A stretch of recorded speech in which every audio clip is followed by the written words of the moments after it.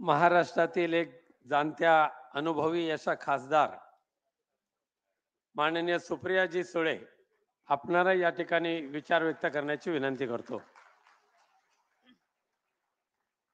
नमस् नमस्कार आदरणीय पवार साहेब, माननीय उद्धवजी, श्री नाना पटोलेजी, पृथ्वीराज बाबा, श्री संजय राऊत, भाई जयंत पाटील, माननीय जयंत पाटील, बाळासाहेब थोरात, वर्षाताई, आदित्य, सुभाष देसाईजी, विनायकरावजी, श्री रानडे, व्यासपीठावरील सर्वच मान्यवर आणि उपस्थित बंधू आणि भगिनींनो, मी उद्धवजींचे आणि शिवसेनेच्या सगळ्या सहकारी आणि पदाधिकाऱ्यांचे मनपूर्वक आभार मानते की त्यांच्या सगळ्यांच्या कष्टाने आणि प्रयत्नांनी आज हा महाविकास आघाडीचा अतिशय देखणा असा कार्यक्रम इथे सुरू होतोय.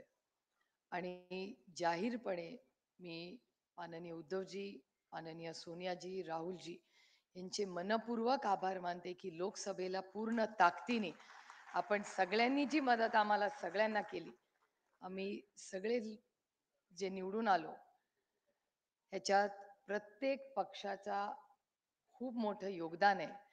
आणि आज जेव्हा पार्लमेंटमध्ये आम्ही बसतो, आज वर्षाताई पहिल्यांदाच निवडून आल्या, त्याच्यामुळे त्यांचं भाग्य की वर्षाताई तुम्ही आमच्या काळात तिथे नव्हता, कारण ह्या बाजूनी कुणाला घोषणा द्यायची फार सवय नव्हती, पण सगळ्यात मोठा आवाज महाविकास आघाडीकडून आज संसदेत असतो तो वर्षाताईंचा असतो आणि जोरात असतो. ही आमच्यासाठी एक खूप कौतुकाची आणि अभिमानाची गोष्ट आहे. याचबरोबर जेव्हा संसदेतलं वातावरण, अनेक वेळा पत्रकार मला विचारतात दिल्ली कशी आहे, म्हणलं दिल्ली में हवा बहुत बदल चुकी है.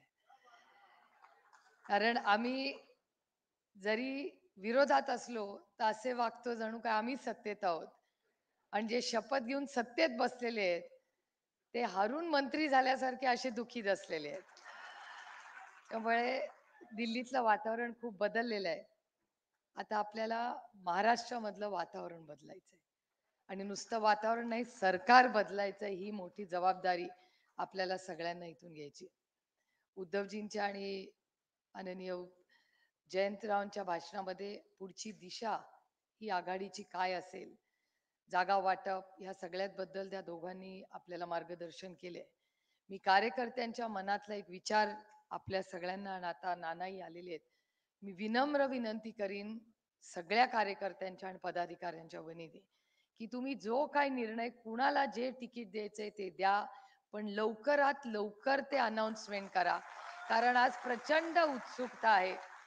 प्रत्येकाला काम करायचंय, सगळ्यांच्या यात्रा सुरू झालेल्या आहेत, यात्रांना अतिशय अपेक्षेपेक्षा जास्त रिस्पॉन्स येतोय. आणि मला खरं तर विचाराल तर आपले जेव्हा एवढ्या मोठ्या संख्येने निवडून आले, मला ज्या दिवशी मी आणि अमोलदादा निवडून आलो, आमच्या सीट काही प्लसमध्ये धरल्या नव्हत्या, त्याच्यामुळे सगळ्यात जास्त संघर्षात, आणि माझं म्हणजे त्या सगळ्या भगिनींमध्ये ह्या भगिनीवर सगळ्यात जास्त विशेष प्रेम असल्यामुळे माझ्याकडे सगळ्यांचंच जास्त लक्ष होतं. आणि जेव्हा त्याच्यावर बोलणार आहे मी, पण त्या सगळ्या ज्या पद्धतीने मतदान झालं त्यामध्ये सगळ्यात मोठं म्हणजे आमच्याकडे तर खासदार, आमदार, कारखाना म्हणजे साखर कारखाना, दूध संघ, सोसायटी, सरपंच, ग्रामपंचायत सगळी गेली होती, काहीच राहिलं नव्हतं. म्हणजे मी आणि अमोलदादा एकामेकाला फोन करून म्हणायचं आता काय करायचं, ते म्हणले आता काय करायचं, असं करत करत आम्ही दोघांनी प्रचार केला. पण त्या अडचणीच्या आणि संघर्षाच्या काळात ज्या पद्धतीने उद्धवजी तुमचा आणि काँग्रेस पक्ष जो ज्या पद्धतीने आमच्या बरोबर उभे राहिलाय, हे आम्ही कधीही विसरणार नाही. आणि आता जेव्हा प्रचाराची वेळ आहे तेव्हा सगळ्या 31 खासदारांच्या वतीने मी आपल्याला शब्द देऊ इच्छिते की कष्टांची परिकाष्ठा तुम्ही आमच्यासाठी जी केली त्याच्यापेक्षा आम्ही 31 खासदार गुंजभर जास्त कष्ट करू, पण जास्तीत जास्त आमदार निवडून आम्ही तुमच्यासाठी निवडून आणू. एकामेकाचा प्रचार करण्यासाठी जी काही आमचा वेळ असेल तो तुमच्यासाठीच आज नंतर आहे. आणि ज्या स्कीम्स बद्दल म्हणजे जयंतरावांना अर्थकारण आपल्यापेक्षा सगळ्यांपेक्षा जास्त कळतं, आणि जयंतरावांचंच भाषणाचा धागा घेऊन मी पुढे आपल्याला सांगू इच्छिते की अनेक योजना हे करतील, अजूनही येतील. पण गमतीचा भाग मला असं वाटतं की लोकसभेपर्यंत कुणालाच त्यांची बहीण आठवली नाही. रिझल्ट नंतरच बहिणी आठवायला लागल्या. आणि दुर्दैव एका गोष्टीचं की बहिणीचं नातं हे आमच्या भावांना कळलंच नाही हो. आणि त्यांनी प्रेम आणि व्यवसायामध्येच गल्लत करायला लागले. प्रेमात व्यवसाय नसतं आणि पैसे नसतात आणि व्यवसायात प्रेम नसतं. कारण का व्यवसायात प्रेम करायला गेलं का घाटे का धंदा होईल. आणि जर प्रेमात पैसे आले तर त्याला नातं म्हणतच नाही. त्यामुळे दुर्दैव या महाराष्ट्राच्या सरकारचं की त्यांना व्यवसाय आणि प्रेमातलं अंतरच कळलं नाही. ते बोलताना म्हणतात की एक बहीण गेली तर हरकत नाही, दुसऱ्या बहिणी आणू. 1500 रुपयाला या राज्यातलं नातं विकाऊ नाही हो. हा आमच्या नात्याचा अपमान आहे. निरागस असणारं बहीण भावाचं जे प्रेम असतं त्याला किंमत लावायचं पाप या महाराष्ट्राच्या सरकारने केलेलं आहे. आणि त्यातून आमचे 2 वीर बंधू, या राज्यामध्ये बंधुराजांची कमतरता नाहीये. आणि असे दोघ जण परवा भाषणात असं म्हणाले की आमचं लक्ष आहे कुठली बहीण कुठे मतदान करते.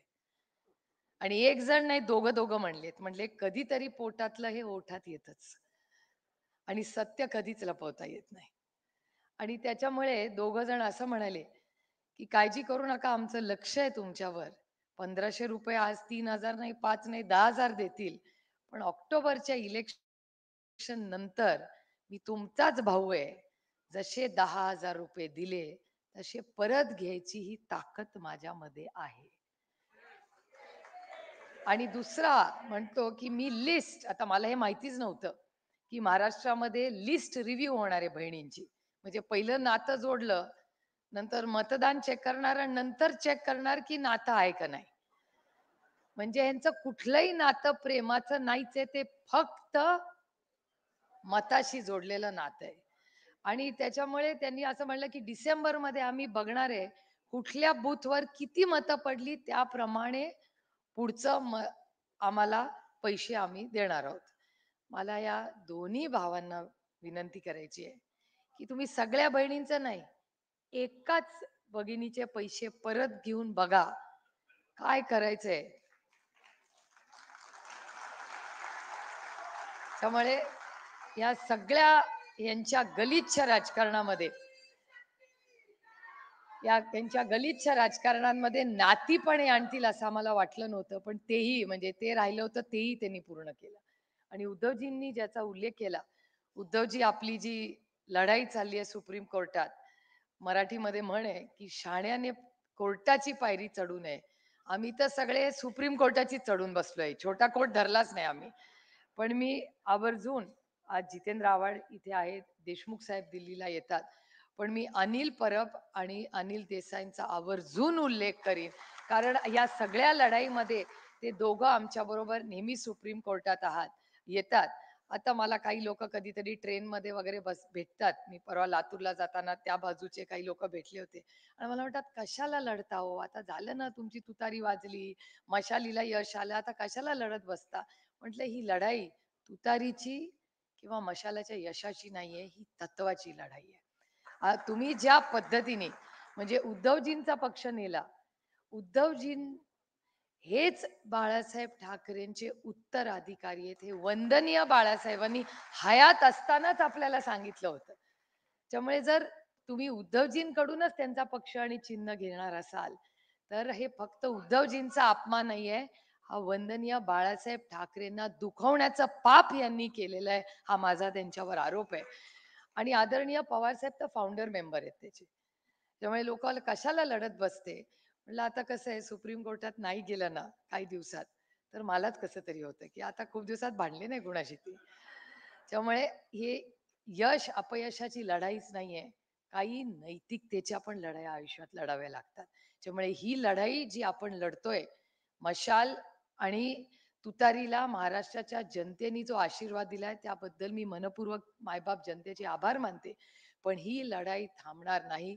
उद्धवजी तुमची बहीण म्हणून मी तुम्हाला शब्द देते, की आम्ही सुप्रीम कोर्टातली ही लढाई जोपर्यंत मग तुम्हाला तो पक्ष चिन्हाचं काय करायचंय ते निर्णय तुम्ही आणि आदरणीय पवार साहेब करा. पण कितीही कष्ट किंवा लढावं लागलं, तरी सुप्रीम कोर्टातली लढाई आम्ही अर्धवट सोडणार नाही. जे हक्काचं आहे ते त्यालाच मिळालं पाहिजे आणि आज आपल्यावर अन्याय झालाय.